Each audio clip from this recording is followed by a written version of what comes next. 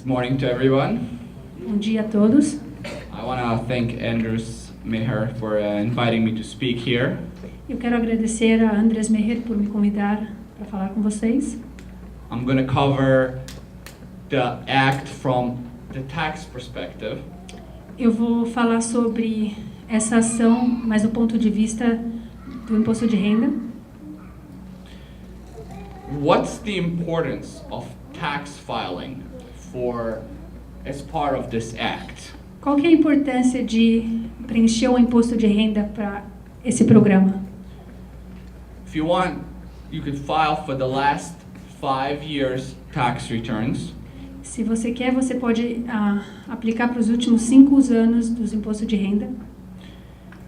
It would help you show that you are here in this country. It would help you prove your presence in this country, which is one of the requirements of the Dreamers Act. Isso vai mostrar que você esteve no país nos últimos 5 anos, e isso é um requerimento dessa ação diferida. It would also help you show good intentions. Também vai mostrar que você tem boas intenções. I run into a lot of people that would come here for temporarily for a year or two. Eu me encontro com várias pessoas que vêm aqui para esse país temporariamente por 1 ano ou 2. And they don't bother filing their tax returns because they figure they're going to leave. E eles não se preocupam em fazer o imposto de renda porque eles acham que eles vão sair do país. This would give you the opportunity to show that you're here, that you're planning to stay here. Isso vai mostrar a oportunidade que você está aqui e você pensa em ficar no país. That you're acting like a resident. Que você está atuando como um residente. That you comply with the tax filing. That could definitely help your showing your character, moral character on the immigration application. E que você está de acordo com as leis para preencher o imposto de renda. Who are the tax authorities? Quem são as autoridades fiscais? For the federal government, para o governo federal, it's called the IRS, Internal Revenue Service. Para o governo federal é chamado o IRS, que é Serviço Interno de Revenue. For every state has its own tax authority. Cada estado tem a sua autoridade. For the state of New Jersey, para o estado de New Jersey, it's the New Jersey Department of Taxation. É o estado de taxas de Nova Jersey. Now, what happens if you file tax returns for 5 years? O que acontece se você fizer seu imposto de renda por 5 anos?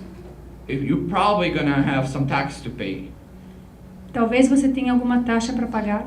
Unless you qualify for some credits, and we're not going to get into it. It's a complicated situation, but most people would have tax due.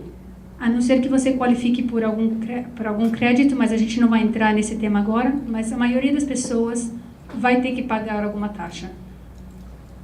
If you won't be able to pay the tax due, se você não puder pagar essas taxas, you have an option of getting an installment agreement with the government.